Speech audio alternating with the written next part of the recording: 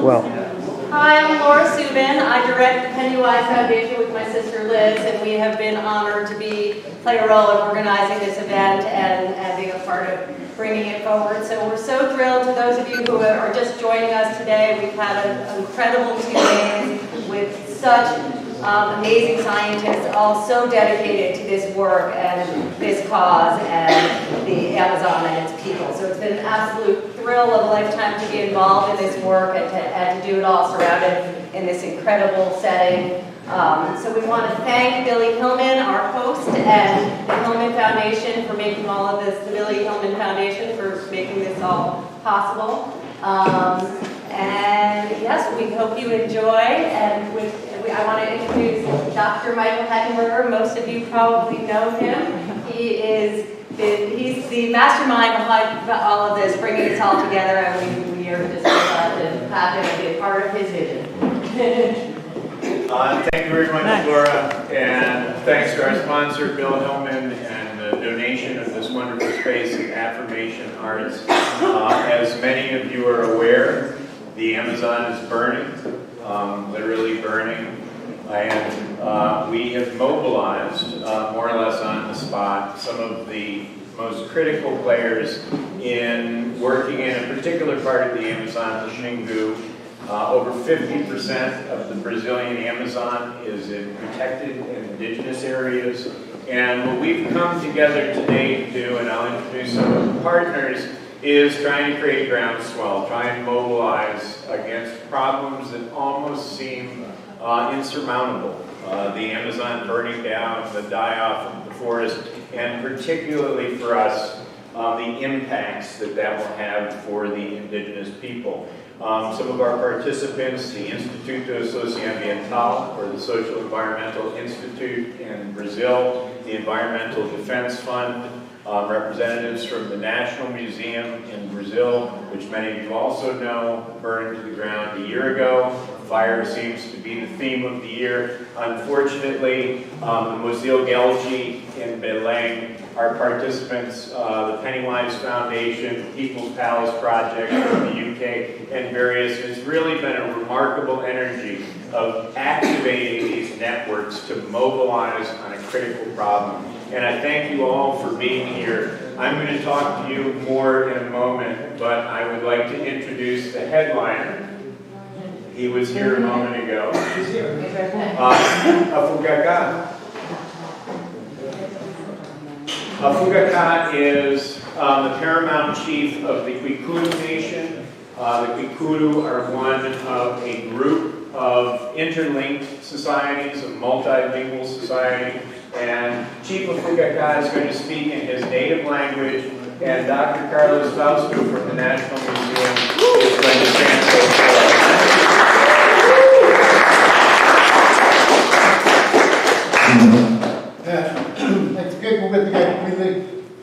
I'm really happy to be here. I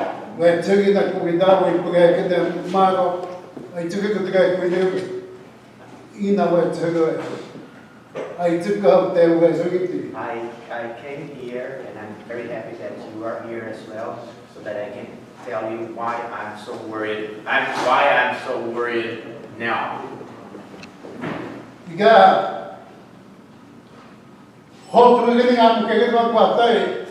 Museu do Idoicago Tabueca, tu manda ter o tu muito escuro. O velho carneiro, o tu muito ter americano, é que não na porra. When I was still a child, I had the first knowledge of what a museum is through Robert Caveiro, who was the first anthropologist to come. He's American, the first anthropology to come to our village. Roberto Cadeira, teve uma que tinha foi Sonia teve tic que eu queria André tá aqui ó tic que eu queria Sonia teve a não é tudo bem Chỉ còn chút thế.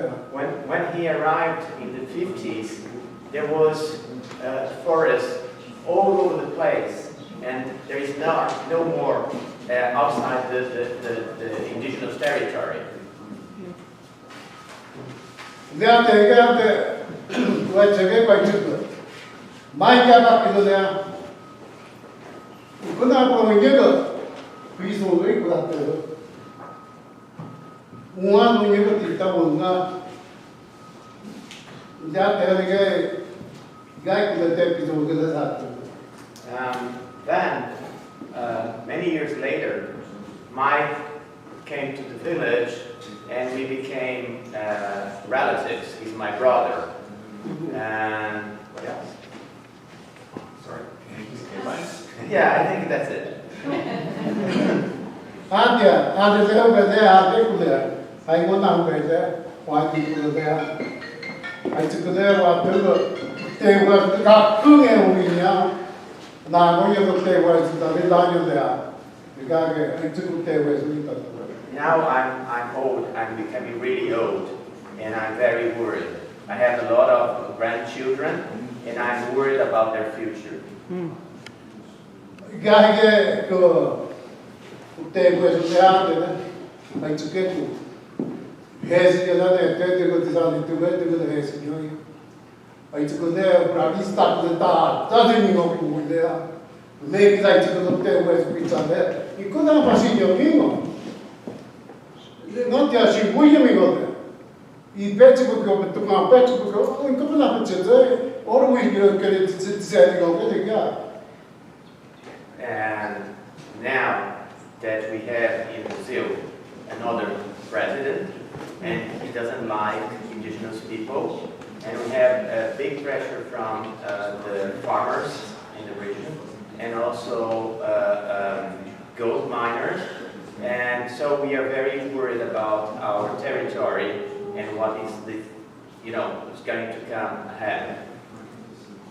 The guy look where take away when to get bigger than what we do now. Get to the local program, get to the guy we got the working. So as I said, I'm very happy to be here, and when I will go back to my village, and I'll tell the children and the people about this meeting here. Tao làm được thì bằng cái tâm tệ về số haki của nó vậy, phải đi mà đi luôn là sẽ mai run associação individual. Também o que ainda muito que quando a vai dar com parente que dá com pico na vai individual. E cada pessoa que já há na que pega para na aí cada que está indo cada tá tudo em coca em corda do cara. I have people that have been helping me for a long time, like Bruna, Mike, and myself. He was referring to me. And how did I learn about creating an association? Just because I went to the Pequot many years ago, and I saw how they were working it out. So that's how it started. Because now, young people, they are learning again our culture. Associação de CACs, te vejo o milhão de bom trabalho de documentar de ler de interpretar que vivo le presidente de alguém pegar aí tudo te vejo pegar desigida kalau palu macam na kuat kamera jola piciwa ram todo aí isso cortou aí tem que completar tudo isso já tem que tanto aí punya desigida que é puro isso tinha já tem que documentar o que é esse quadro. So we created the association, which is called ICACS, and my son-in-law is the president. He's over there.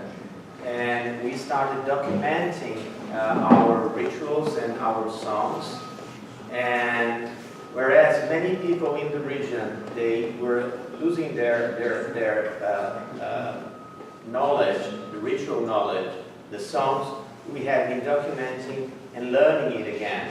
And now we have all these stored in our village. Again, Magnicas, Bizunucas, Geruda Weko, Ejan, we could. Una macapica de taga, in coquito, veki, beltiki, tato, hati, Ejan, we could like a um tema sagrado, ande, um tema tepe, ande, um tema ipa o outro, ipa avian, ande. Leate le wakiti, it's long ago the guy to pick a wakiti, the people to together. But to night on a young guy, I see him go.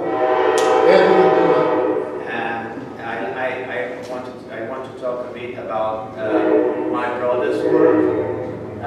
He came to the village and he asked us where was the old village, the sacred places, the dark earths and the light.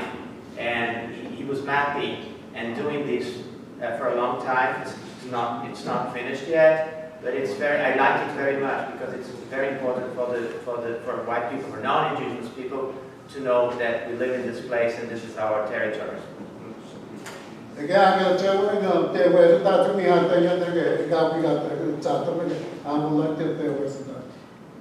telling you what are my worries, my preoccupations, and this is really true. I'm speaking the truth.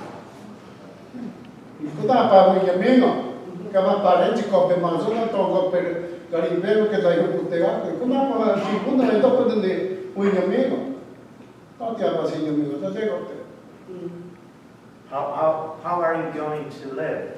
I mean, I see our relatives, other indigenous people in Amazonia, their territory invaded by gold miners, and there is a lot of deforestation. And how is it going to be the future of our territory, of the Xingu territory?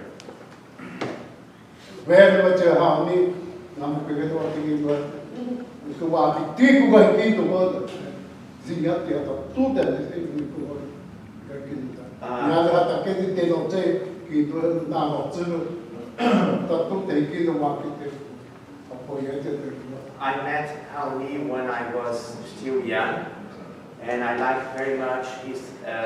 Hauni is an indigenous leader, very well known, and I like very much his struggle, and I support the way he's struggling for the Amazon.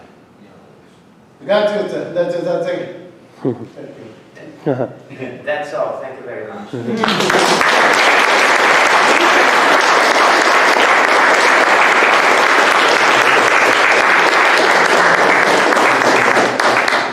We have a series of presentations for you from various of our partners. I'd like to give you a little bit of a history of that partnership. This portrait that you see is a Fugakan 1994. This was taken by Bill Hillman, and he visited the village after giving a donation for the very first two-way radios with small solar panels. When I first lived with them, and if you can believe it, that's me in 1994. They had no way to communicate with the outside world when there was a medical emergency. And Bill stepped in and supported two-way radios to help communicate with the outside and bring medical relief. After this visit, he also sponsored the purchase of a community launch that provided the mechanisms for the Kikuyu to get out into the village. And this partnership has built up over the years. And I have to thank the participants who are here. Some of us have worked closely together in the past. Some of us are just working together now.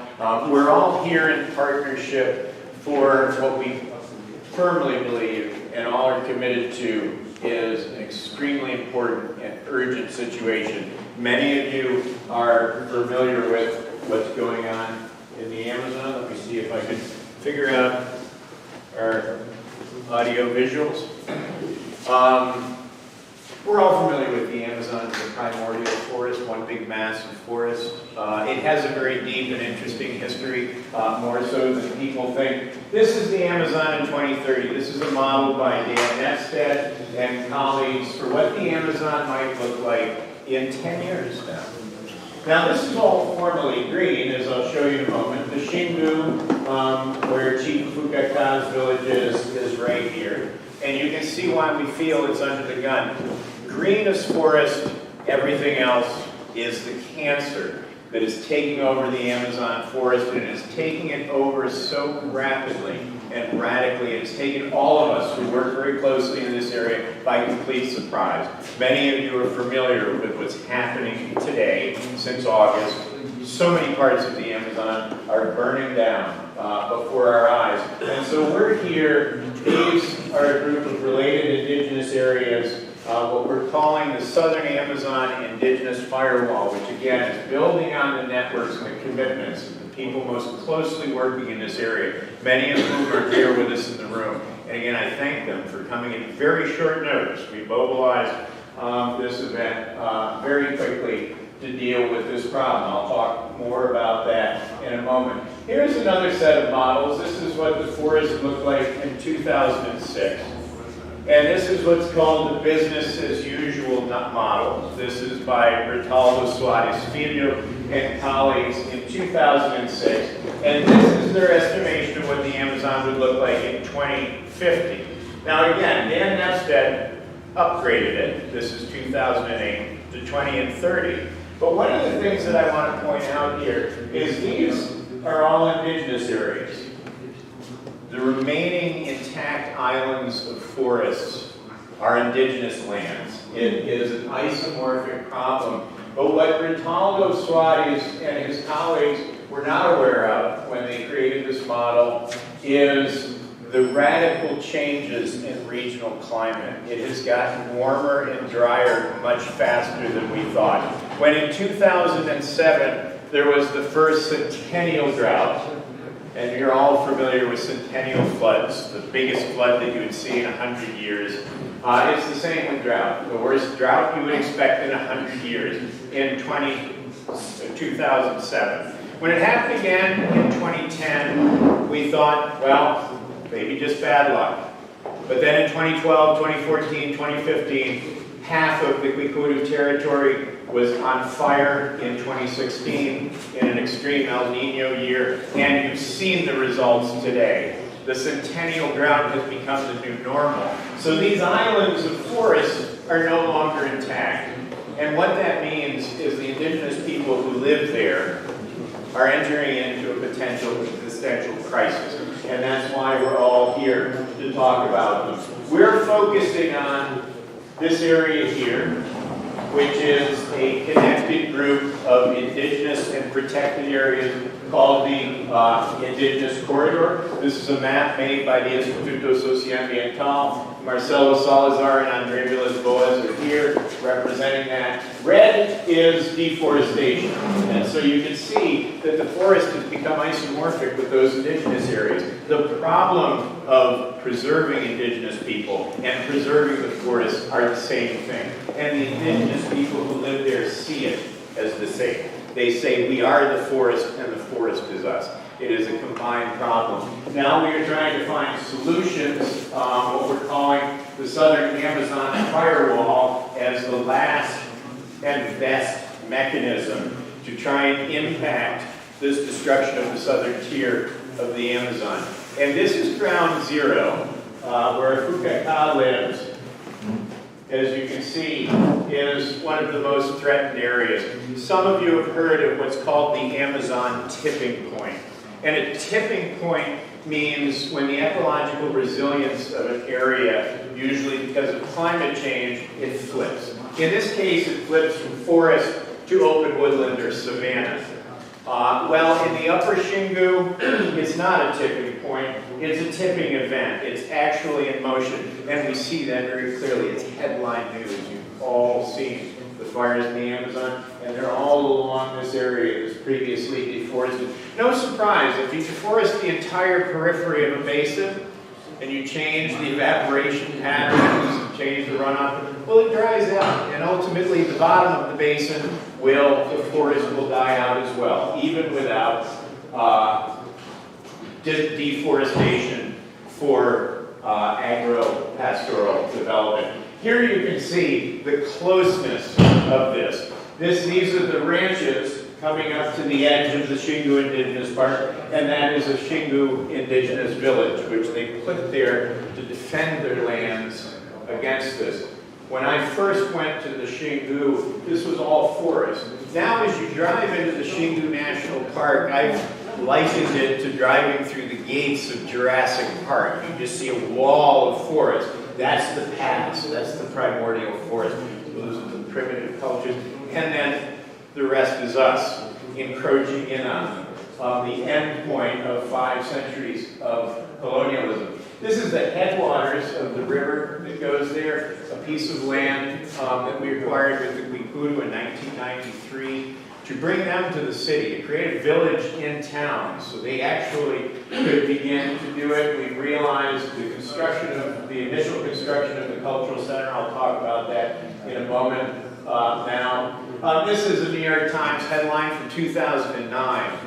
Takuma, a wise senior shaman, said that the only threat that he could remember rivaling climate change was a measles virus that arrived in 1954, killing more than 90% of the community. Now this is the end point of 5 centuries of epidemics.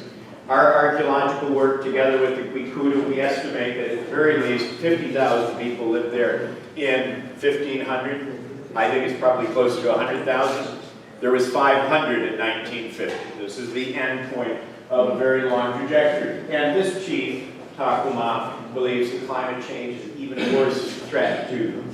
Our work, this is just giving you an idea of the trajectory. This is a photograph by our dear friend and colleague, Jim Peterson, who was deeply involved in this work. He was tragically taken from us in 2005. And the evolution of this, a couple photographs. This is Sebastião Salgado. This was from Rolling Stone magazine. It's on display in our exhibition, and I hope you all enjoy that. This is a photograph of Carlos Fausto, Takuma Guikudu, and Fukakasa Amonegi are here in the room with us. And this is one of their grandfathers. And the technological changes, bringing in high technology to map these sites, and now putting that in the hands of the indigenous people so they can defend their land. I'm not going to go into too much detail because other participants will speak more about this, but I just want to give you an idea. This is a traditional Guikudu house. That's a traditional Guikudu village. And this is a landscape, these red and black lines of the villages 500 years ago. So you can see, not only are the villages 10 times the size of a contemporary village, but there was 10 times as many of them. This was just a remarkably constructed anthropogenic landscape. But the very same concepts and techniques, the directions of the roads, the way they managed the forest, the way they managed the wetlands, that is still preserved today in the living Guikudu society. And the remarkable achievements that they've made. This is our archaeological group excavating a 500-year-old house, and truly remarkable. They make many on flatbread on a very large griddle, and there's little pot supports that they call undagi. When we found an undagi here, the Guikudu crew all of a sudden said, oh wow, this is the kitchen. The front door is going to be right over there. And sure enough, the knowledge is preserved in the culture and the bodies of the indigenous people. We've now brought in, with Weatherby Dorsho and the Puente Institute, sophisticated online GIS, which is a remarkable new tool because you can put it on the cell phone of the indigenous people themselves. They can carry this information forward and use it to defend their lands. But an interesting thing that you might notice, I always wondered, why did they build such wide roads and deep ditches around these villages? These villages became very large and integrated in 1200 of the Christian era. That actually was the warmest period in 5,000 years. It's called the medieval warm climate period. Perhaps they were combating fire 500 years ago. They were building fire barriers so truly remarkable thing. Well, this is a fire in 2016. It goes, strangely, it expands at night and then it gets colder and stops expanding, so you get this banded effect. And this is an area that was under production in 1500. But you can see the extent of these forests. Literally, they lost half. Well, they didn't lose the forest. The forest burned, half of their forest burned. But when it burns 2 or 3 times, it has a hard time coming back. And that's what we're fighting against. Here's normal fire patterns. We also have to recognize fire is the primary technology, is the primary tool that the Kikuyu have to manipulate and manage their landscape. And so there is traditional burning. These are the ranches, and so you can see it burn. So this is the El Nino year in 2016, and you can see the radically different impact and how severely threatened it is. Here's a map, again, by the Institute of Socioambiental, that shows the distribution of these fires related to that 2016 fire. You can also see these red triangles. Those are clusters of pre-Columbian villages. They're kind of one completely overlaps with the other. And this is why we feel that indigenous societies, their histories, their technologies, their engineering, actually may be the best solution for combating the fires that were there today. Because perhaps they were already doing it 800 years ago. Perhaps they were pre-adapted to controlling the landscape in that way. Fire also went up the headwater streams of the villages, of the lakes that you see around there. And a remarkable thing became apparent when we flew over. These parallel lines, that doesn't happen in nature. This isn't a lake, it's an aquarium. They had managed, just like they managed the forest, the entire wetland areas. They had a tremendous capacity for managing that we see today in much smaller scale, but a continuity in these technological systems. Now, here's a pollen core that we took from that very same lake. So we put a core in the bottom of the lake, and then we studied pollen changes. And sure enough, in the hottest period since the glacial period, in what's called the mid-Holocene warming period, when it was warmer and drier than any time in the past 10,000 years, it was grassland. It was open or non-forested grassland. Well, the trees came in what's called late Holocene period, and an interesting thing is one would expect that those very large villages would have also deforested much of the forest. Well, they didn't. They actually preserved it. They maintained it intact. They were not converting forest to open farmland. They were converting forest to other forests. And it seems like precisely their management system is what kept it in forest during a climatic dry period that, as we see today, we would expect the forest would disappear. This is the current work that we've been doing for the past 3 years. There's Weatherby Dorshow, and you hear in a moment, where we're importing the GIS technology, the online GIS, this remarkably new tool that we can put directly in the hands of the Kikuyu themselves to manage this, and working with them remotely. Here you see Fukeka, his brother Sepe, working with these tablets. That this is one of the things that we're here for. We're building the partnerships to help construct. This is the Southern Amazon firewall, putting the technology in the hands of the indigenous people themselves. There's donation opportunities. Just to let you know, we are trying to raise funds to continue this in June of this year. We're going to do training episodes and also develop what I call the Shingu Indigenous Network, which is a geospatial observatory in the hands of the indigenous folks. And it also creates a network. We have tremendous capacity to have people in New York and people in Paris and people in Brazil and the indigenous communities in direct and constant communication. Marcelo is going to talk a little bit about the impacts that that's had today, the successful impact in protecting their lives. And so we're going to see, this is the moment we live in.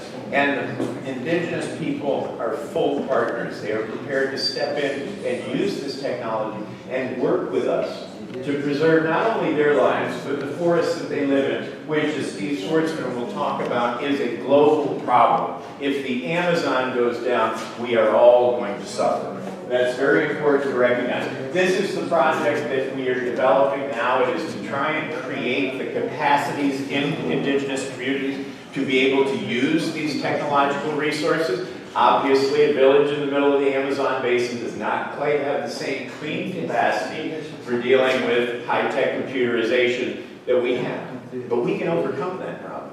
So one of the things that we're working on here, developing crowdfunding to do these 2 points and use that as a model to develop a system across the entire Xingu indigenous corridor, an area the size of Texas. And we can use the Xingu then as a model to bring to other places in the Amazon and put the power of this contemporary technology into the hands not only of indigenous people, but other traditional people who, again, are our best and last hope to protect the forest. This is the Cultural Center. Paul Heritage and Gringo Cargia are working on an educational center as a component of this now. Fortunately, we have just such wonderful partners to build on these networks and to each build on the strengths of each. And so the question here, is this the sunrise or is it the sunset? This is a photograph of my friend, Jim Peterson. And I'm going to pass the mic over to my friend Marcelo Salazar, Steve Schwartzman, I'm sorry. Steve is up next. Thank you very much.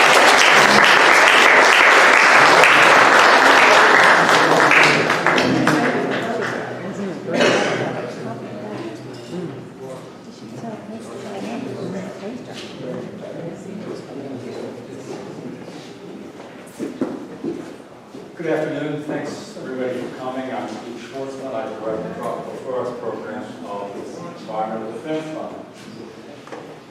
And what I want to suggest here is when we think about global problems like global warming, like imminent mass extinction catastrophe, food security, water supply, we're all facing today, we typically don't think in that same space about culture, identity, ethnicity, and language. And I'm going to explain it a bit why I think we really need to be thinking of those things together, which we mostly haven't done. The other point about this culture, identity, language, and so on that I see I want to make here is that these things are not, in the Amazon, or indeed really anywhere else, we're not talking about static phenomena. No one has shown better than Michael Heckenberger that can indeed identify ancient traditions that have continued immutably over centuries or millennia in the Amazon and elsewhere. And that's absolutely true. At the same time, you have only to look at the map of indigenous languages and cultures in the Amazon or the Americas to see that these are engines producing, permanently producing diversity, linguistic, cultural, of local knowledge, and so on. Highly dynamic processes. Now, so before I get into why we need to think of these things together rather than separately, I want to introduce you to my friend, Krenko Mahara. He's a Mahara indigenous person. He's about my age.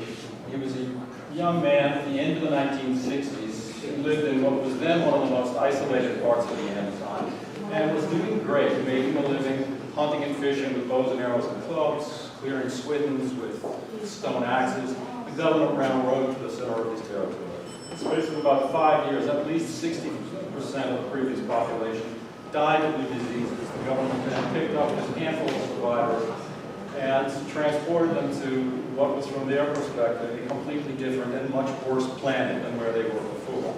So, Xingu Indigenous Park, and now known as Xingu Indigenous Territory. I got to know him in the early 1980s when I went to do field work in his village. I lived with him for a year and a half, learned his language. And years later, he called on my colleague, Unedited, which he's colleague and friend, Unedited, who is here with us today, to me and to a few other colleagues to help him with some new ideas that he had. We figured out that in the white people's world, you can own land, and the government owed him something for his people something for everything that they'd lost in the continent. And they asked us, will you help us go back and see what had happened to our traditional territories? Because we should be part for 15 years and hadn't been able to do that. We said yes. We got back. They saw the center of the territory was overrun, colonization projects, gold mining, so on. But in the next river basin over, which they hadn't originally occupied, there was an area of intact forest that turned out about the size of Delaware that was completely intact. They said, this is ours, we want to come back to it, will you help us? We said yes. Just beginning the process of illegal occupation of public lands, we said, yeah, we got to be quick and discreet. And long story short, they got back just ahead of the land grabbers and managed to get the territory immediately. If you go out to the village of Unedited and talk about how these people have fared after recovering their traditional territory, it'll give you 1,000 reasons why they're much better off. But it has a serious dilemma. And I'll come back to that dilemma because it has broader relevance. Now, think about this story. It's not just his story. This is the story in all of its salient aspects of the indigenous peoples of the Amazon in the last 60 years. And it's really multiplying that story by a couple hundred times. It's how we can understand how indigenous peoples went from when the frontier started opening at the beginning of the Roma story here. We had a generic constitutional rights, but essentially no land, to having between indigenous lands and protected areas, which are inhabited by traditional people as well, almost half the Amazon. And essentially, indigenous peoples of the second half of the 20th century who survived have followed the same trajectory, and that is why we have the makings of the Amazon firewall that Michael was talking about. It's true, climate change, deforestation are causing some incredible impacts, but it still remains the case that largely, very generally, across the basin, indigenous territories are very good at stopping deforestation, stopping fires. You see the kind of territory green in the middle of the fires, around it, but not in the territory. And this is a critical part of the reason why Brazil was able to reduce its deforestation massively in 2004, 2012. That really have not been reversed, despite a lot of reasons, including this government militating for them to do it, while they're increasing agricultural production at the same time. Brazil is still, in spite of everything that this government has been able to do, and that's two governments have been able to do, the world's leader in reducing greenhouse gas emissions. And it's because, in large measure, of those indigenous territories and protected areas. To put together the protected areas and indigenous territories of the Amazon basin, it's more than half of the above-ground carbon in the whole region. That's enough carbon to be pertinent to the future of the atmosphere of our planet. And that's I want to just close here by pointing out that Frank Cantoni's dilemma is the dilemma of basically everybody in those territories. Culturally, he doesn't. But forest is extremely important. He, like other indigenous leaders across the basin, believes that, as Davi Yanomami, the great Yanomami chief, pointed out, I am the forest. The forest is us. We are the forest. Our culture is the forest. The forest is our culture. These things are all interlinked. So that's half of the Amazon you see really is the materialization of these indigenous cultures, a reflection of their incredible resilience, resistance, adaptability down through the centuries. And the future of those territories and the future of all that carbon is tied up in that. So when we think about global warming, when we think about forest protection, we have to be thinking about language, culture, and identity. Thank you.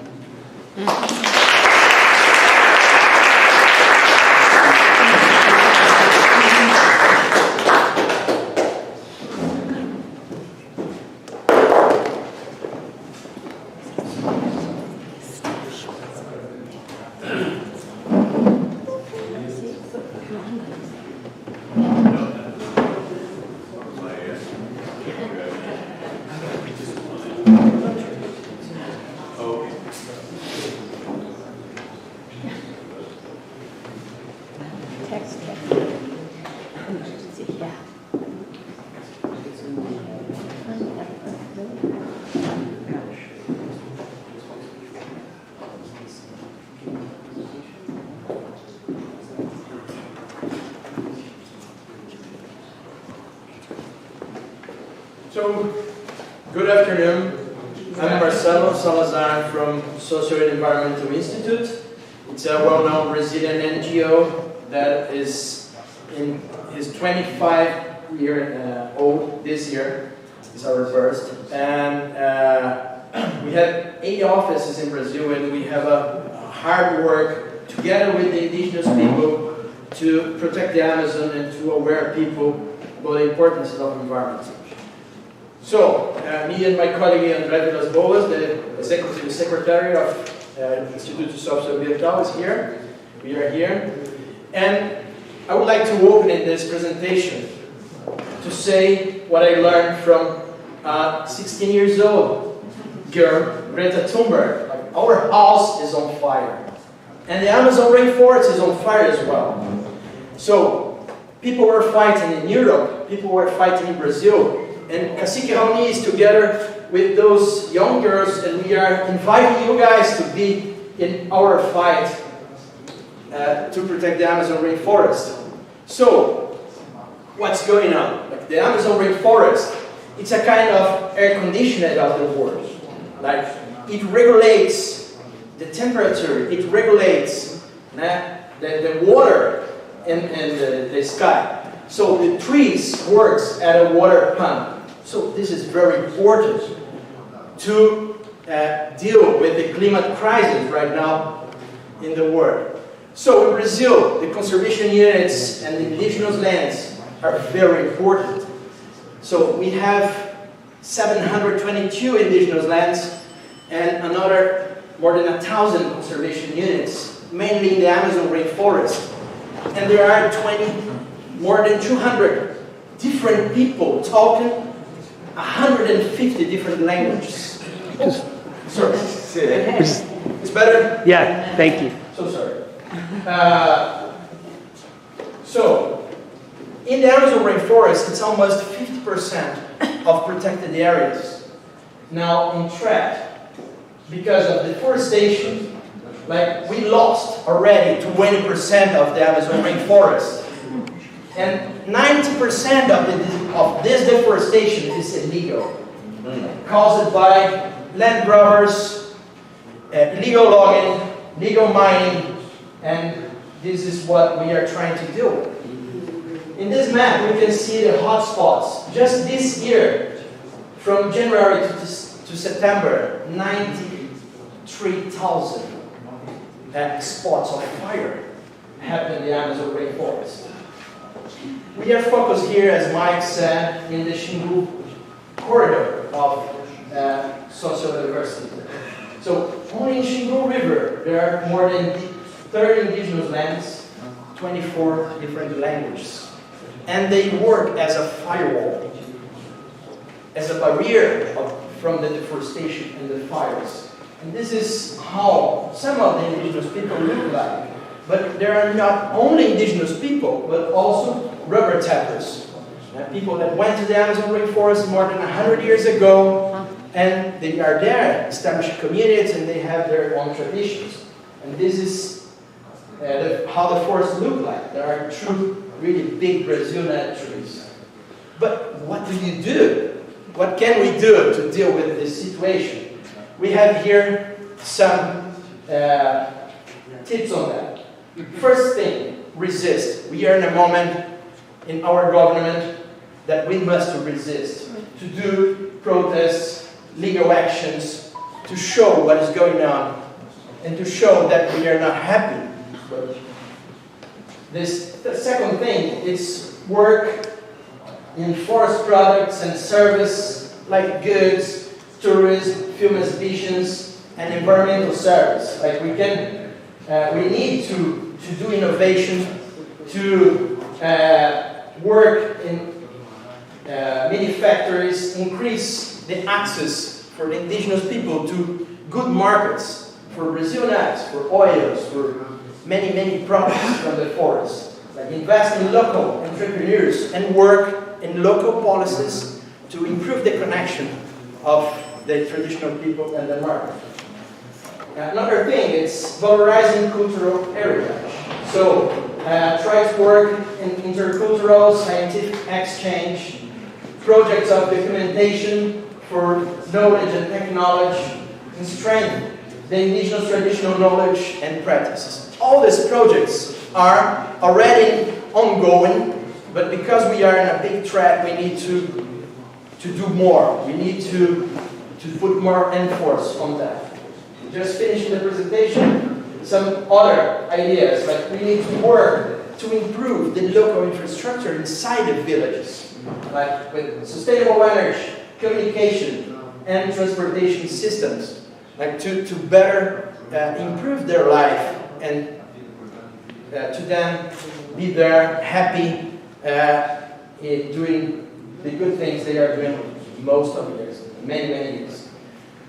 And at the last, we need to monitor, report the threats, and design strategies. So we are connected in the Xingu River Basin through a network called Xingu Plus. And in this network, we do meetings every 2 years, putting scientists, indigenous leaders, NGOs, and other partners together to discuss and to take action. Like one of the products of this network, we will explain the connection with the project Mike said, explained here, is an internet portal that you can see online the deforestation, the fires, like the infrastructure projects, and everything what is going on in Xingu. And also the traditional people can follow it and can use this platform to inform the authorities. So, just today, I got a message from a Xikrin indigenous leader reporting that a big invasion in their lands coming from here got removed by the federal police. Like there was a big operation of the federal police in the past days that removed people from this area. And they did it because the indigenous people, together with their partner, they got information. They went to the media, they went to the authorities in Brazil, and this mobilization caused action of the government, and they got the result of it. So this is one very practical example of this kind of network.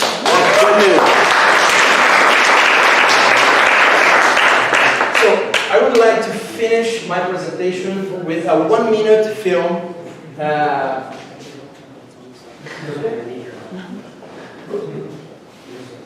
1 minute film. Any questions? Can someone talk about yourself? We do have a viewing audience live streaming. We have 15 people, 16 people watching, and some comments on that presentation. Someone is commenting on how important forest products are and local cuisine. And have been for thousands of years. You can. Sorry, we'll start over. Yeah. Start over. But you can answer the question. Okay. Oh, someone just commented on how important forest products are and keeping local cuisine and gastronomy in your plant. Yeah, well, there is a bunch of products here, but some examples are Brazil nuts, like babaçu flour, pequi oil, babaçu oil, rubber, açaí, mushrooms, like Yanomami mushrooms, white mushrooms, chili, Wonderful. and many other possibilities of the richness in the Amazon rainforest. Yeah. Thanks, Marcella. And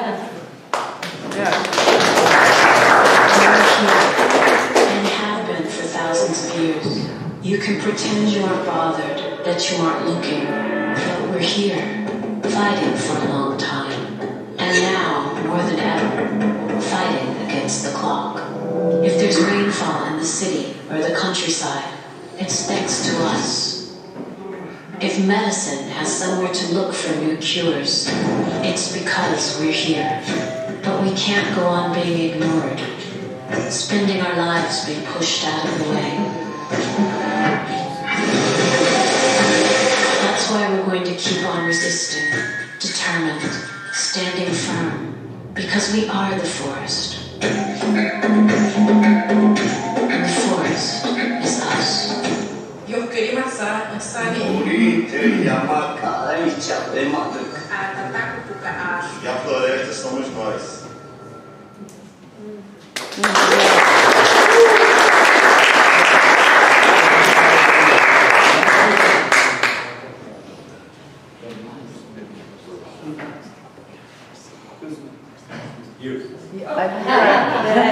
That's you, Dr. Dorshow. Okay.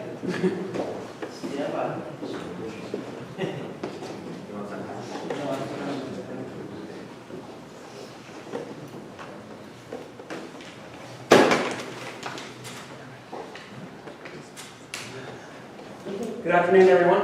It's an honor to be here. It's good to see a full room and know some people are online. My name is Weatherby Dorshow. I am going to just say a few words about some of the mapping and some of the technology that we've been using to pull together various threads that you're hearing about today.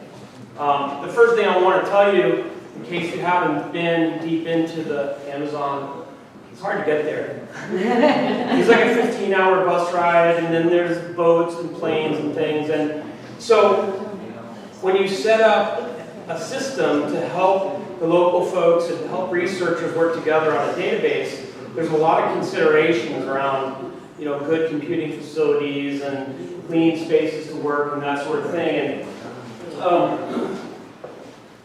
it's hard. I'll just sort of segue from Marcelo's talk. This is the website he brought up. And one of the wonderful things about GIS, or Geographic Information Systems, these days is that every group that is working in the same area does not have to sort of replicate the same collection and management of information. This website is information we can pull into the applications that we're already using. So you can have different organizations working on their own, contributing content, doing analysis, and then sharing that content in the cloud, but ultimately so that you can bring up your iPhone and know about this flyer. Chief Fukuka can actually participate in the mapping himself, and they don't need to have software on their computers. It's basically just an app that works, right? There's some mobile apps and that sort of thing. So that's really a key thing. So here is the website, this portal that we built for the project. And I've just brought in some of the layers automatically from ESA, from this other Pennywise site. So I can sort of mash up the things that I'm interested in with this other content and not have to know how to actually, I can click on the layers and find out where they came from. You don't want to just do it willy-nilly, but this is one of the advantages. So I'm going to drill in a little bit further. This is just a web browser. Okay, this is the current village of Ipatsi, where the Kwikuru live. And you can see there's houses around this plaza. It's quite large. This is a prehistoric site. And these are roads and other things. And all of this, while they look, just kind of like lines that were drawn on the map, these are actually based on very precise GPS coordinates. The Kwikuru and the project over decades have collected this data. And previously it lived on computers and in universities and other things. Now it's all up in this portal. It's secure. And the right people who need to have access to it can. But we can drill down and actually click and understand who collected this data, when, and how accurate it is. And that becomes really important with sort of the sea of information that's out there these days. I can also zoom in and you see details, obviously the legends. I can drill down if I want to look at the tabular data and query, when was, show me all the houses that were built before a certain date, show me the ones that burned during a different period. And there's actually faint outlines around these things, outbuildings and all these. So it looks like a pretty picture and it's just sort of Google Maps, but in reality it's a very powerful scientific platform for comparing and discussing and interacting with data. Here we're drilled in on another site, and I just brought up a little record. This is 2002, and we know it was collected with a GPS that's accurate to about this distance. right? And so this becomes important when you're trying to understand, okay, there's a ditch, and then there's a road, and how these things fit together when they were built. So, Mike sort of stole my fire on this slide, but I love this because, you know, look at this. This is what's so important about this whole project for me, is not, you know, building something that people are actually going to use, that they're interested in. And it's amazing to see the dialogue that goes on. We've actually used a projector in one of the houses in the village and had a whole bunch of folks from the village there. And, you know, this chatter starts when you bring up the map and you zoom in on these places. And even though these folks, you know, are relatively new to some of these technologies, they can start to see their world from the sky, drill in, and then reference that information with their own mental map. And while my Portuguese is terrible, I can communicate through the maps with the Picuru. This is just an example of some screenshots of the mobile apps that we can use. We can configure, basically you just open the thing up, and you say we want to collect a pin right here. And in this case, I picked, that it was a tree, an arborvitae, and there's actually a little picture of the different types of trees in case you're not that familiar with them. And so for the user, they can click on that little picture, bring it up, and be like, oh yeah, that's right, that is the tree that we're talking about. They can take a picture, they can draw a sketch, write a few notes, and boom, that's in the database. So we can start to look at, you know, questions about old, new trees, changes in the forest canopy, etc., right? You get the idea. And also just special places, stories on the landscape. All the work recording these stories in Picuru. This could be a little video of someone actually talking, and yet now it's embedded in this database, expected to share, right? So just a few other shots to give you an idea. I mean, it's beautiful now that we have all these satellites and things that we can leverage that have nothing to do, you know, with the work that we've actually created. So we can bring to bear information about climate change and vegetation and new imagery. And you know, this is the circuitous route to get to Tafanunu, which is just an amazing place. But these little pins are actually, pieces of information that were collected. And, there's a photo attached to that, and bring that up, or what have you. The other thing that's neat is we can use imagery of different types that looks through the canopy, and it looks at things like moisture and some other variables. In this case, we're looking at just, circle, right? Just kind of odd why I would bring that up. Well, if we turn on a multispectral image, this is actually what's truly there. And what we suddenly see is, this is a feature of interest. What is going on here? This is one, Michael was talking about these bands. In this case, it looks like, it's very radial. So it gives us another chance to actually sort of evaluate that data with new information coming from a satellite that's, hosted in Europe or what have you. We can run analysis in a web browser. So, and it's not even scary analysis. It's really just, okay, tell me about all the imagery that's available for this place. I want to look at change over time, and I want to understand what was going on with relative moisture during that year with the image that I'm looking at. So in this case, the user just clicked on where that red dot is, and they got some statistics, and these are all the other images that one can compare, right? So this could be historical imagery and that sort of thing. So just wrapping it up, here overlays things like the geomorphology, the hydrology. These are not the rivers themselves, but this is about how much water moves through the system, right? Blue is more water. So you can start to look at patterns around sites and people to water. We can run little analyses that say, select a few things and tell me about what's close to it. Take information from one bucket and sort of push it into the other one so I don't have to have some geek like me pull it down and do some GIS analysis. I can just bring up a little widget, and next time we'll have Chief do one of these tools.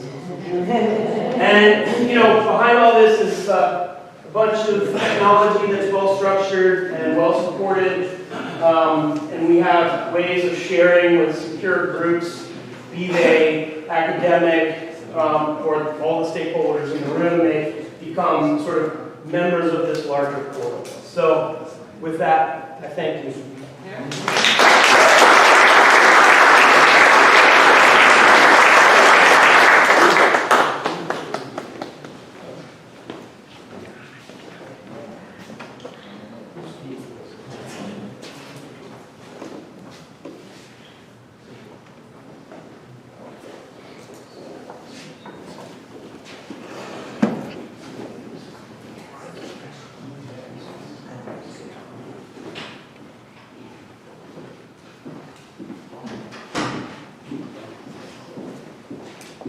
Boa tarde, vou me apresentar, sou eu,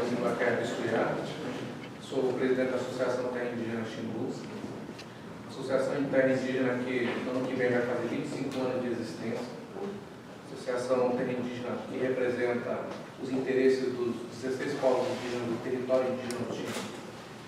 Good afternoon, my name is Yanakoa Suya. I'm the president of the Xingu Indigenous Lands Association. It's going to have its 25th anniversary this year. It's an association that represents the 16 indigenous peoples of the Xingu Indigenous Territory. Vou apresentar para vocês onde fica o território e como nós estamos organizados internamente. So I'm going to show you our territory, how it's organized, our associations. Esse é o território indígena do Xingu. This is the Xingu Indigenous Territory. Gostaria que primeiramente a gente chamasse de território indígena do Xingu em vez de Parque Indígena do Xingu, um conceito muito importante para nós. E o território indígena do Xingu ele é composto por 4 terras indígenas: a terra indígena do Xingu, a terra indígena Wali, a terra indígena Biquizal do Narubuta e a terra indígena Batuvi. So this territory was formerly known as the Xingu Indigenous Park. It's quite important to us that we have changed the name to the Xingu Indigenous Territory. Indigenous Territory, not a park. It's composed of 4 distinct indigenous lands: the Xingu Indigenous Land, the Wali Indigenous Land, the Naravuto Indigenous Land, and the Batuvi Indigenous Land. A terra indígena do Xingu, ela tem hoje uma população de 7.500 pessoas aproximadamente, uma extensão de terra de 2,7 milhões de hectares. So it's about 2,700 hectares, population of about 7,500 people. Bom, esses são os povos indígenas que habitam o território indígena do Xingu. Elas estão distribuídas em 5 principais troncos linguísticos. Nós temos uma língua indígena isolada, a única no mundo, que é a Tumai. E nós temos, então, os 16 povos aqui representados. So the peoples of the Xingu Indigenous Territory include speakers of 4 major linguistic families: Tupi, Arawak, Caribe, one isolated language, just to remind. Bom, como é que os povos indígenas, esses 16 povos indígenas, se organizam internamente? Né? A gente não temos uma liderança única que decide as coisas pelo território indígena do Xingu. Os 16 povos indígenas do Xingu, ele tem suas representatividades. Cada um desses povos tem um líder principal, o qual o cacique Afuacá é um deles, é um dos 16 representantes gerais dos povos. E as decisões, elas acontecem em um sistema de governança tradicional dos povos indígenas do Xingu, onde as decisões são tomadas por consenso. So how do indigenous peoples of the Xingu organize themselves? There isn't a single overarching hierarchical leader of the whole territory. Each one of the 16 indigenous peoples has a principal leader, Afukaka, who is one of them, and so they're all represented in our governance institution, where decisions are taken by consensus. O que o nosso desafio maior hoje em dia? Nós temos, no momento atual dentro do Brasil, uma ideia muito diferente para os povos indígenas pelo atual governo. So what's our principal challenge today in Brazil? Our current government has a very different idea about indigenous peoples than previous governments did. Nós somos povos indígenas que também conservamos a maior parte da floresta amazônica. So we're indigenous peoples that preserve the largest part of the Amazon forest. Nós somos conhecidos como os povos que o modo de vida ela protege a floresta amazônica. So we're known as people whose way of life protects the Amazon forest. Porém, o que hoje nós estamos sendo pressionados é que os povos indígenas têm que aderir ao velho conceito de integrar os povos indígenas na sociedade brasileira. Today we're being pressured to adhere to this old concept of development by destruction. Uma negação à diversidade cultural aos povos indígenas e também da sociedade brasileira. So it's really the negation of the principle of diversity of indigenous peoples and of Brazilian society. E nesse entendimento do atual governo, a forma de integrar os povos indígenas e também inserir na economia brasileira é através de arrendamento ou de produção de monocultura dentro das terras indígenas. So the government's idea of how to incorporate indigenous peoples into Brazilian society is to make them adopt monocultural crop production, mining, industrial activity. Bom, existe um diálogo muito distante de se procurar da parte do governo de entender qual que é o nosso conceito de economia indígena. So it's been very difficult to establish a dialogue with the government about what our concept of indigenous development would be. Ou seja, é uma ideia de querer que os povos indígenas sejam vistos, ou seja, o que eles produzem de uma forma padronizada para todos os povos indígenas, que não é uma verdade. So the government tendency to want to see the indigenous peoples all doing the same thing, all doing the same activities, standardized for everybody, which is not a reality. Nós temos a nossa própria forma de mostrar isso, de como que nós queremos participar da economia brasileira, como que nós queremos produzir nossa potencialidade dentro das terras indígenas. So we have our own vision on how we want to produce and how we can use our diversity to sustain ourselves and protect the forest at the same time. Nós temos nossas potencialidades que já foram reconhecidas internacionalmente, a exemplo desses que nós temos aqui. Né? Em 2017, a produção de mel orgânico do Xingu, ela foi premiada pelo Prêmio Equatorial do PNUD. So we have our own potentialities. We have some of our indigenous economy, and these have been recognized internationally. One example is organic honey from the Xingu, which won the Equatorial Prize in 2017. Nós concorremos com mais de 900 experiências do mundo inteiro e fomos selecionados entre os 15 experiências a serem exemplos para a sustentabilidade do mundo. So we were competing with 900 other examples, other projects, and came out in the top 15 of those for sustainable economic alternatives. Recentemente, no mês passado, no mês de setembro, desse ano, 2019, também nós novamente voltamos para esta cidade aqui para receber também o prêmio também da mesma categoria de produção também sustentável através do óleo de pequenos povos indígenas dos quinceiros. So last year, this year, last month, we returned to New York and won the same prize, the UNEP Equatorial Prize for Sustainable Production for the pequi oil produced by the Kiseji people in the Xingu Indigenous Territory. Bom, esse é um exemplo de que nós temos as nossas formas próprias de enxergar como é que a gente pode interagir com a sociedade não indígena.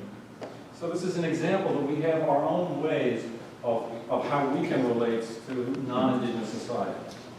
Nós sabemos que a floresta ela é importante para todo mundo, mas sabemos também que a floresta sozinha ela não se protege. Há pessoas que protegem a floresta. So we're aware that the forest is important for everyone, but we're also aware that the forest by itself doesn't protect itself. There are people that protect the forest.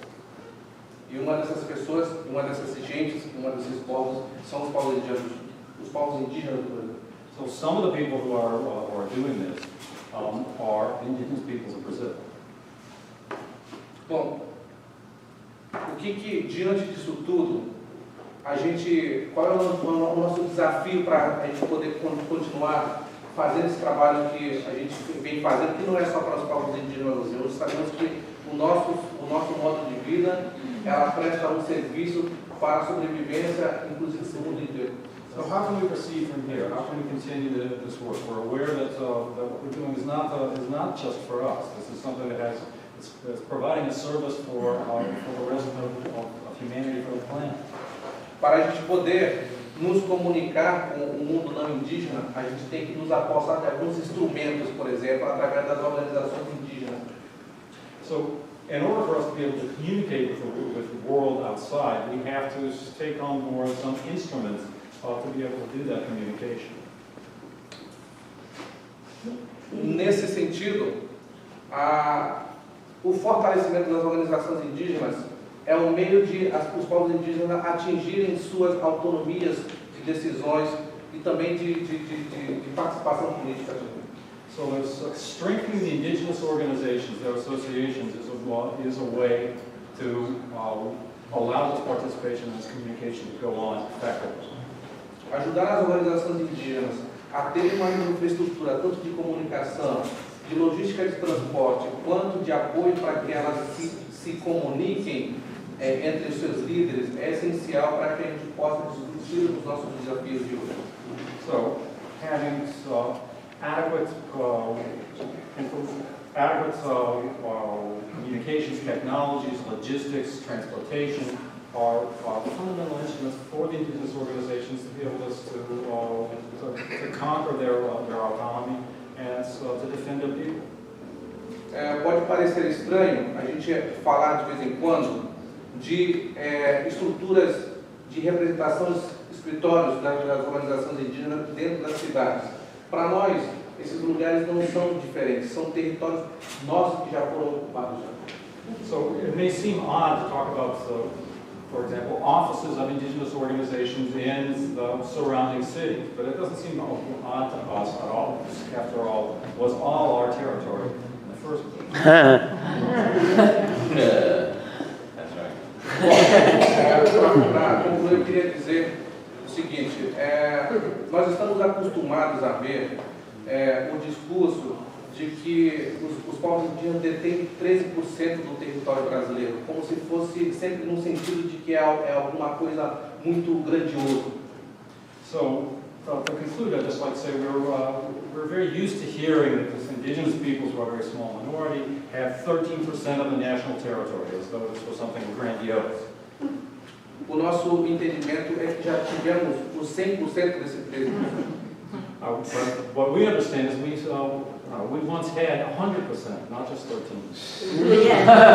Nós não temos 13%, foi tomado de nós 87% da nossa terra. It's not that we have 13%, it's that 87% is taken away from us.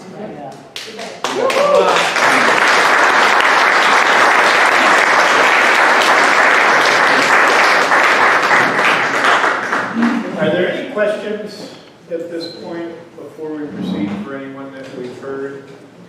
I'd just like to add to what Yanukula said. I've often heard people say, why is there so much land for so few people? And I just want to remind you, in the Upper Xingu alone, what's today in the indigenous territory of the Xingu, there was 100,000 people in 1,500 and 500 today.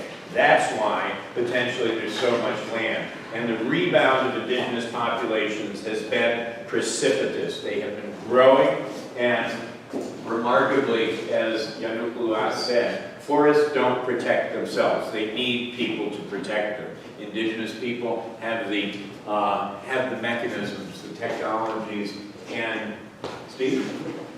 No, I just wanted to add to that. Someone once asked the great chief Haumini, I mean, really, don't you think that it's a lot of land for not very many Indians?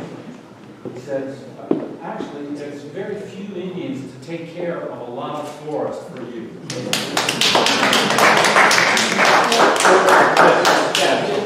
I'm curious about the honey and the oil production? What stage are those? And any of the other non-timber forest product ventures in the Xingu territory, what stage are those ventures at? Are they just They're in a reasonably well-developed stage. The Instituto Socioambiental and Achis, there's some products over here that you can see that they've started to market sustainable use products. There is so much more that can be done here. There's so many other communities that can be involved in that process. And who's the main person? Who here knows more about The Social Environmental Institute, and we have the president of the Associação Territorial do Xingu has been doing remarkable work in trying to integrate that with the community. Now, I just wanted to emphasize the work that Weatherby showed, our idea of the Southern Amazon firewall, getting the tools in the hands of the people. Where are the fires happening? Where are the invasions happening? Where is the die-off happening? Where are the fish dying?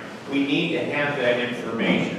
We need to put this equipment in their hands, and that is a critical component of what we're calling the Southern Amazon Firewall. We need to do it now. We have the capacity to do it. You saw the image of what the Amazon may look like in 2030.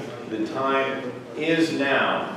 Our sponsor, Bill Hillman, mentioned that very eloquently. The firewall actually is two different fires. One is the external fires, that very clearly as in headline news, is encroaching on indigenous areas, is destroying the forest, and it's even burning within the indigenous areas themselves due to natural burns. But another component of this, he said, that's the external fire, and there's the internal fire. The second component of this initiative, and again, there's multiple institutions involved, and it's a very, very unique thing to have this remarkable group of people in the same room, ready to develop partnerships. The indigenous people came, ready to work together on not only this, but multiple other initiatives. What is the internal fire? The internal fire is the preservation, maintenance, and strengthening, as Nicolas said, indigenous associations, and the cultural patterns of those groups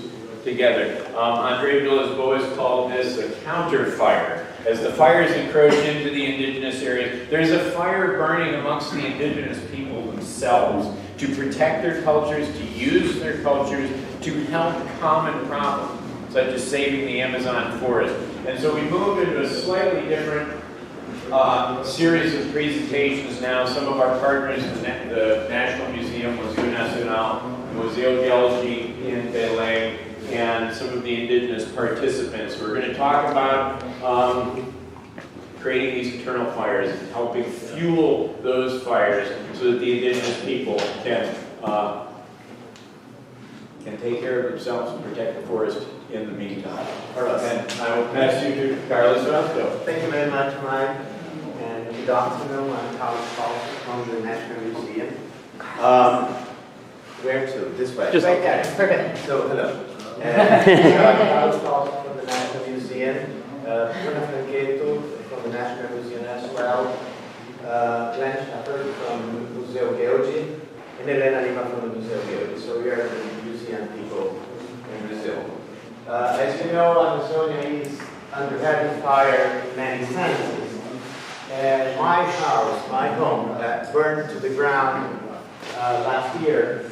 And this is something that you should not experience in your life. I mean, it's really sad.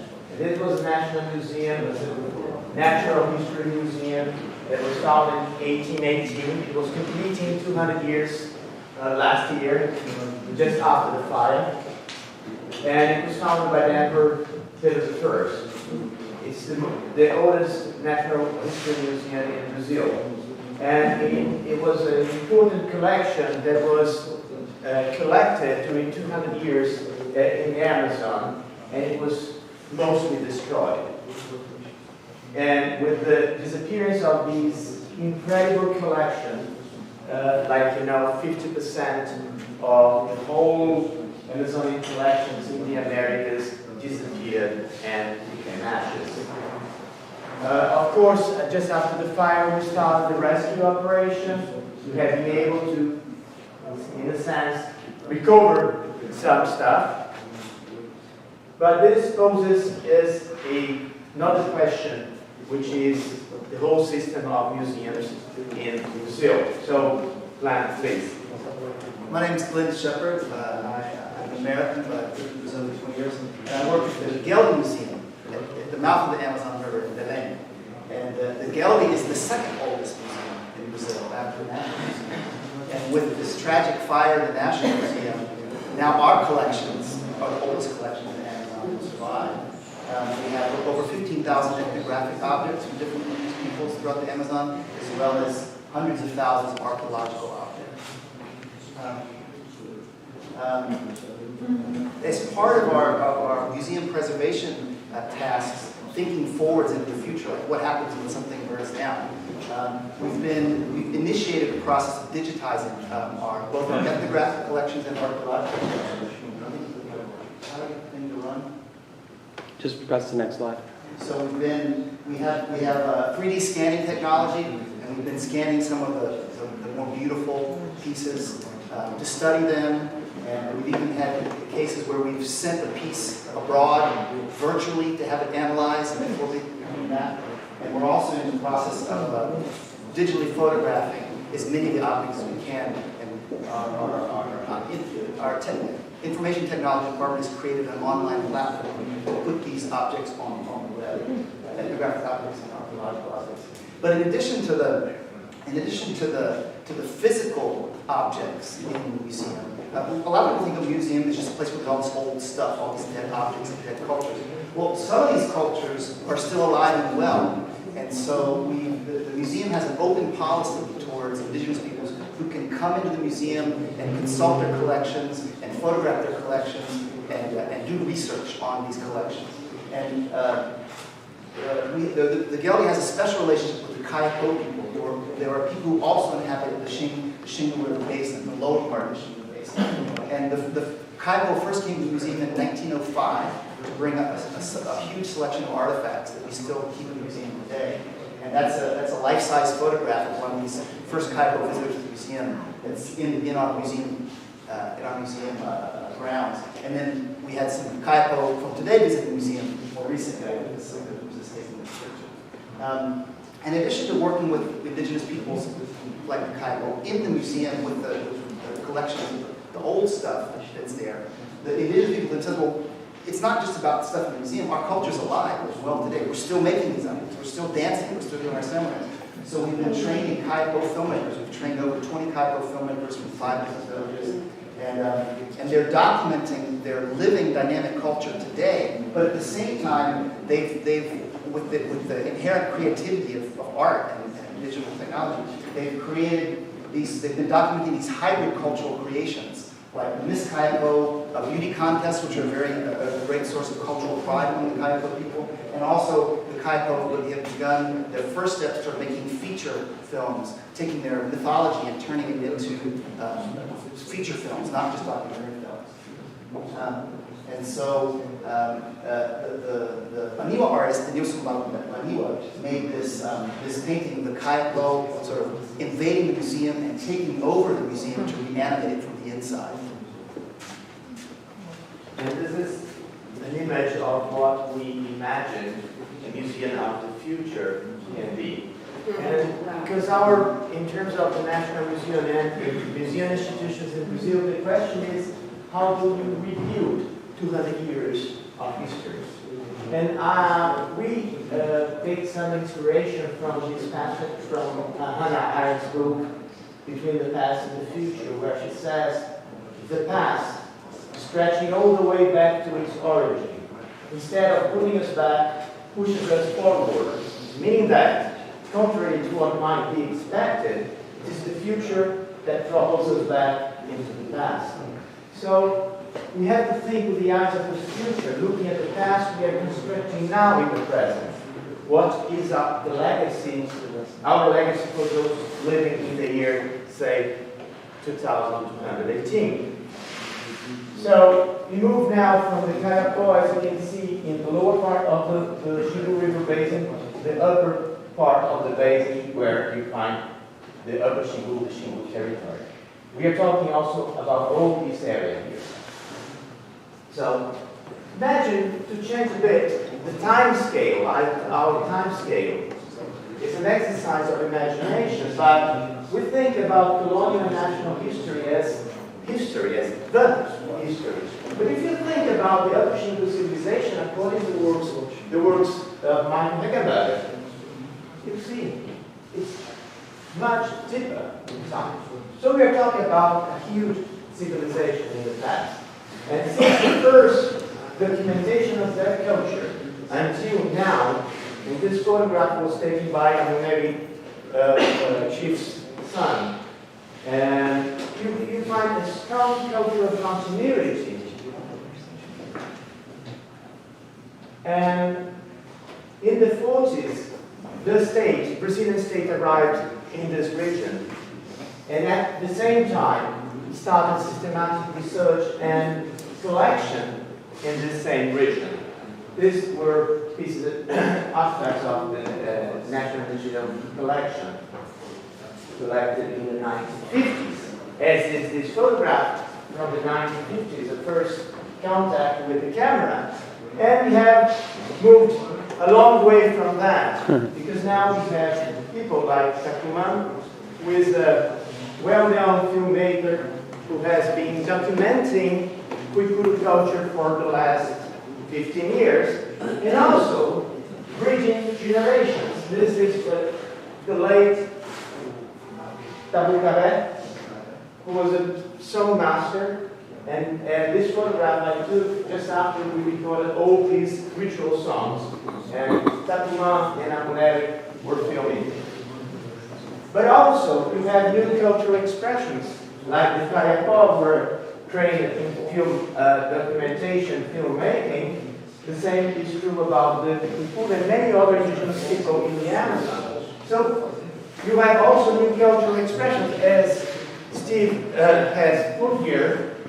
It's moving, it's also transforming, but it's transforming in good ways. That's what we want. So what is the vision that this brings for us in terms of the future? And just to wrap up, I think it's about bridging civilizations in this case. And have in mind that indigenous and non-indigenous sciences, in the plural, and cultures must enrich each other. That indigenous people are part, not only the part of the problem, but they are part of the solution to our current ecological dilemma. And the idea here is to use the inner fire of these millennial cultures to fight back the outer fire and build a common future for us and for them at the same time. Thank you very much.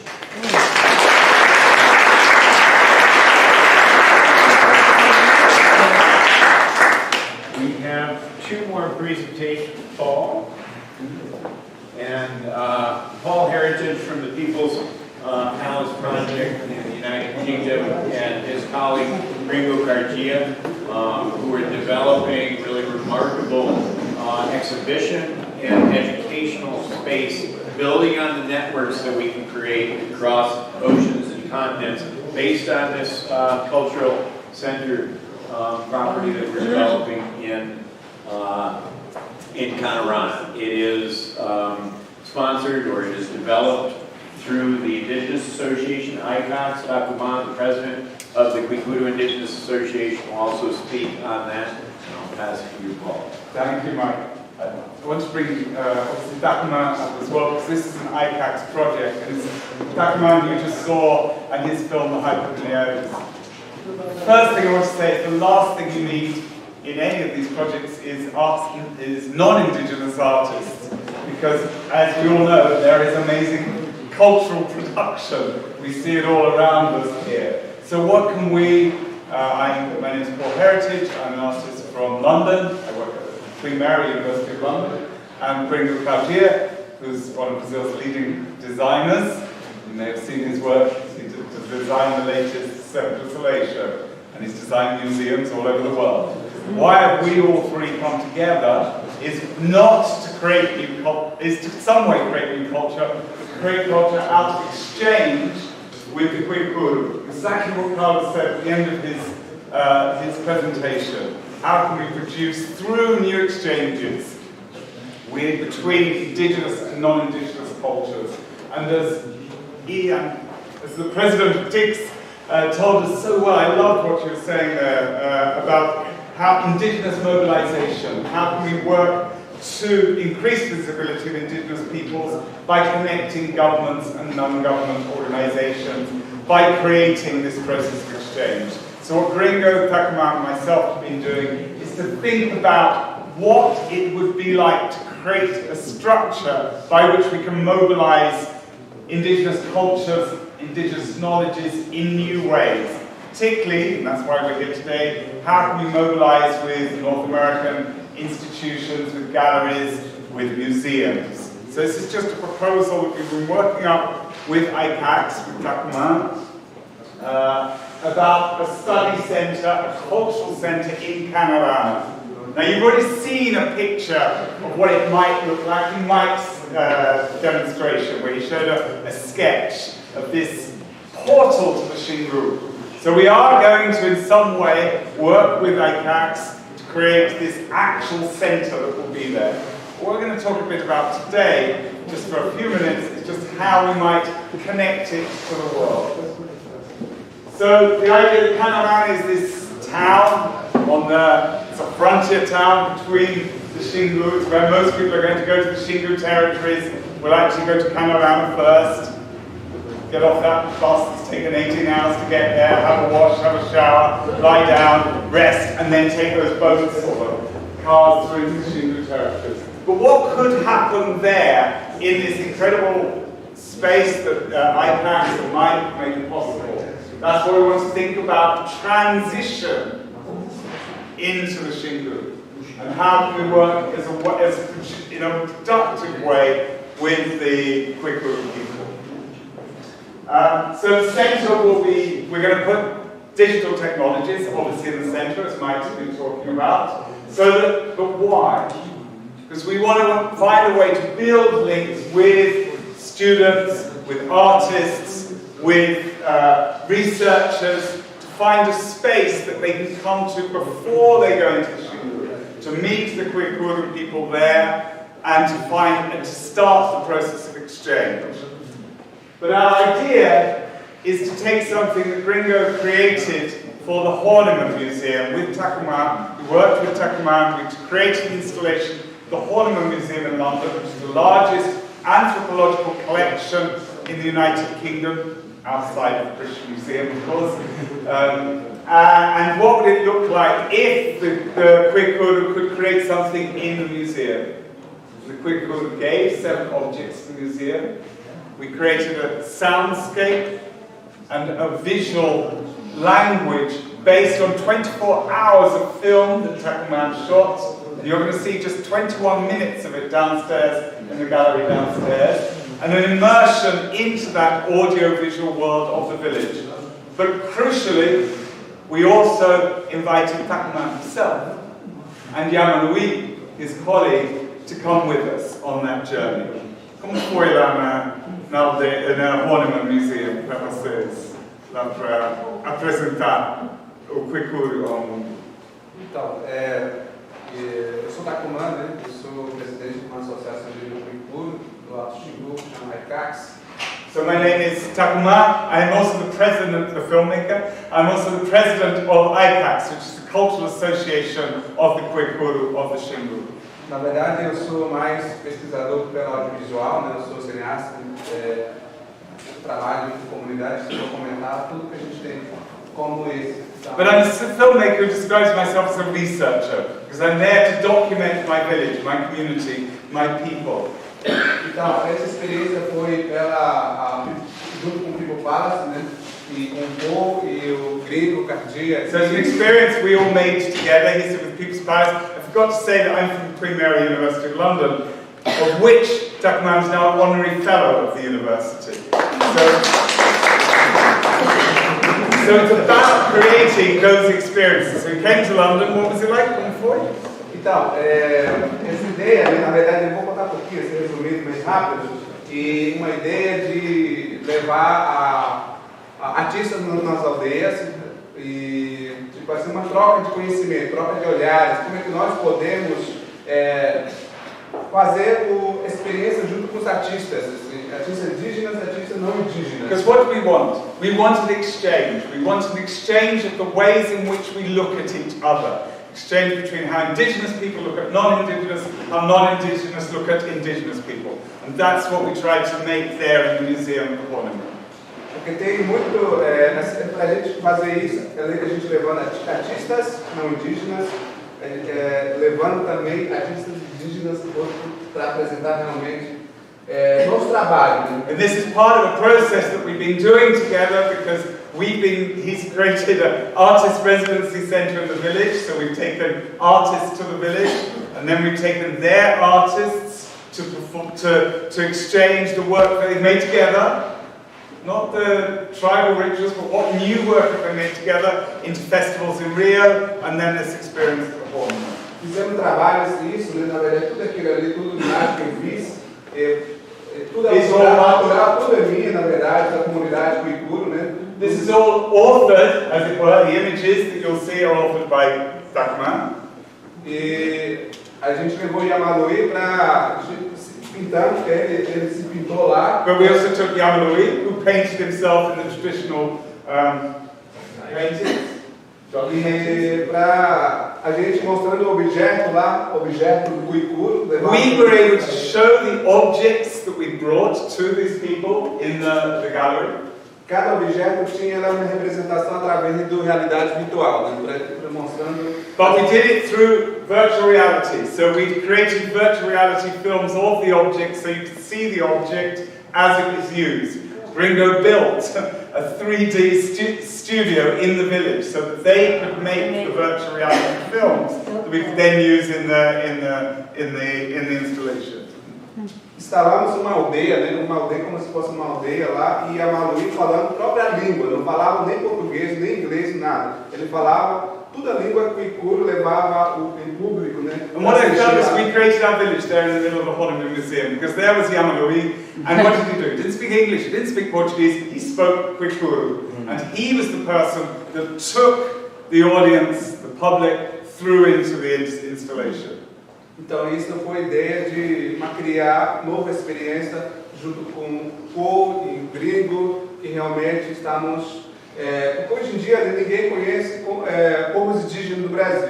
This is a project we did together and we recognize people don't know the indigenous people of Brazil. They don't really know who we are. Porque a gente está sendo reconhecido pela grandes nossos inimigos que está contra a gente, por isso que está acontecendo, porque tem esse presidente da República do Brasil, né? Ele está querendo destruir muito povos indígenas. We know that you're knowing us through our enemies. You're knowing us through this new president who's trying to destroy us. Eu acho que precisa muito pajé ele ser curado para ele falar muito bem. He needs some indigenous healing.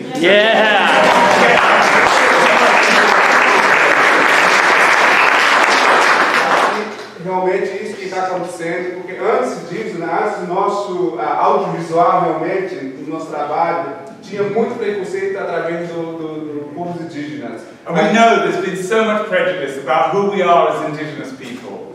Porque depois que surgiu a ideia de vídeo nas aldeias, a gente mostrando, a gente participando de festivais nacional e internacional, e a gente vai quebrando muito preconceito, né? Porque todo mundo achava que a gente não fazia nada, só ficava no seu canto. People used to think, and that's what our president thinks, we just are there, we're just there in our corner and we don't do anything. But actually projects like Video in the Villages, which is a 30-year project, projects like the collaborations with Carlos, we've been showing who we are, we've been telling the story of who we are. And can I just say, he's just had a text message just to invite him to go onto the jury of the International Short Film Festival in Australia.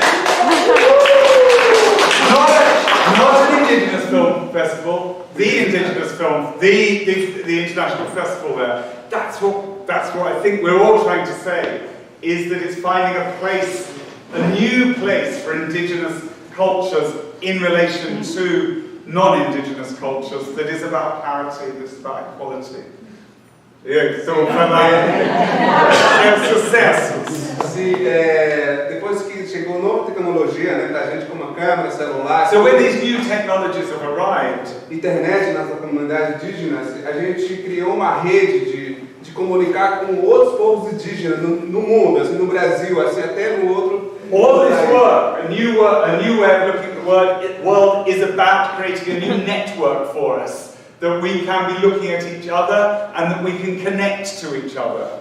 Posso trazer gringo só para falar? Claro. What was this new look on the world? This is Yamui in the museum. Yeah, no, this experience was so nice because we think that beyond art is much strong to communicate the culture to other people, to young people. The young people understand more technology and by emotion. I think all the knowledge today, the young generation feel by emotion. And I think the art can help on this. And our experience in Hornima was astonished all of us because all the children were so attached by the story of the Puro and the forest that they stayed almost 20 minutes without speaking and looking and feeling their culture. And we think that this we have to spread this in a more nice and educational program around the world. 3 words begin with E: educational. We're going to do emotion, but also ethics. A new ethical relationship between artists, between indigenous and non-indigenous artists, and between the public who come. And as Gringo said, they spent 20 minutes just going through a transition of sound, then into the visual exhibition, some of which you're going to see, and then as an opportunity to talk with Yamadui and Takuman at the end. About an hour and 20 minutes they spent in a museum. That's a long time. And one of the things we want to do, and that's what has been fantastic, this invitation from Mike and Bill, allowing us to be part of this project over these 3 days, to think how ICACs can take the experience of the Horniman and we can transfer it through to institutions in the United States. So we're thinking about sort of touring kits that we can share, whether it's with the Smithsonian or with Carnegie or with NYU or whoever. The experience we've got, we think we can build on. And the whole idea is to strengthen what will happen in Canada. Just to finish, I've got lots of people who are saying this to me, and icons I recognize. Gringo has been invited to do an installation at the Venice Biennale next year, at the Biennale of Architecture. And because he's the man he is, he's turned and said to Takuman, let's do it together. And why? Because the theme of next year's Venice Biennale, we have someone from the Biennale with us, Gabrielle, thank you for coming. How will we live together? And that's surely what we've all been talking about this afternoon, these 3 days we're talking about. And so, in some way, Gringo is going to take the ideas from the Horniman, this was from the poster of the Horniman, and find ways in which this extraordinary cultural production can continue producing new ideas, new knowledge, mobilizing cultures. And we will ask you to come to Venice, to imagine a big house, an intergenerational family home. Imagine a village where houses connect families to community. Imagine a life where a family builds a house to commune with the spiritual worlds of the forest, a river, and the sky. So Takuman and Kasiki will be welcoming people for 6 months in Venice next year.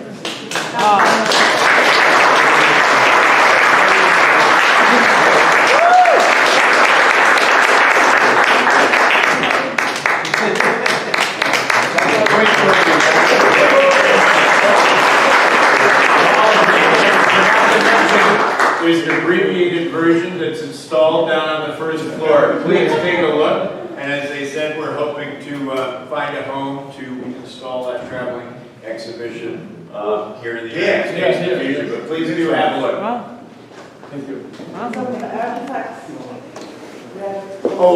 Bruna is mentioning that the indigenous participants have brought some artifacts that they would be happy to liberate for a small cost to support some of their, well, I hear B&H is closed, that's usually it.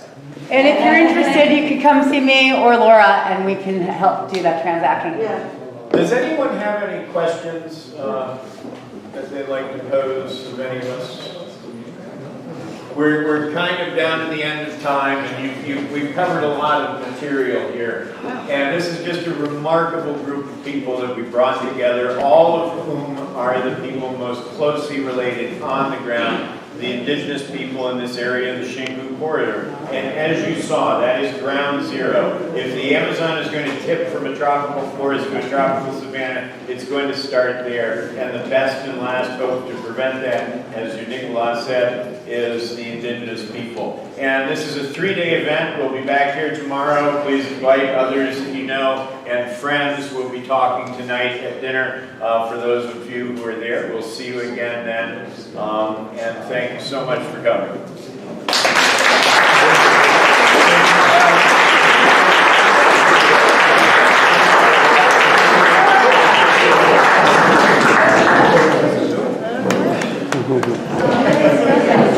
Great.